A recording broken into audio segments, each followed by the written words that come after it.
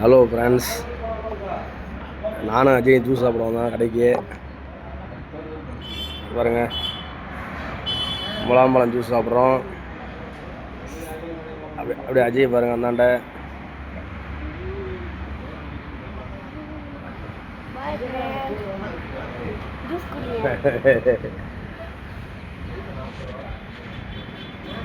Friends, நான் என்ன சொல்ல வரேன்னா, இப்போ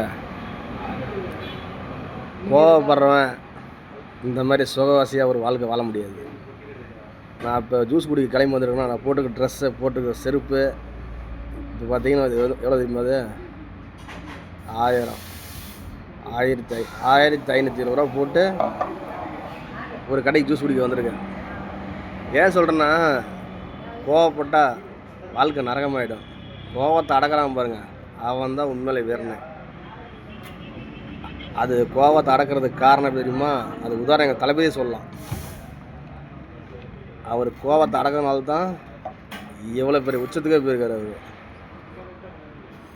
இன்னொரு விஷயம் உங்களுக்கு சொல்கிறேன். நானும் கடகராசி, எங்கள் தளபதியும் கடகராசி. நானும் கன்னி லக்னம், எங்கள் தளபதியும் கன்னி லக்னம். அவர் பூச நட்சத்திரம், நான் ஆயில் நட்சத்திரம். நட்சத்திரம் மட்டும்தான் வேறு வேறு. அப்படி சொல்கிறது புரியல?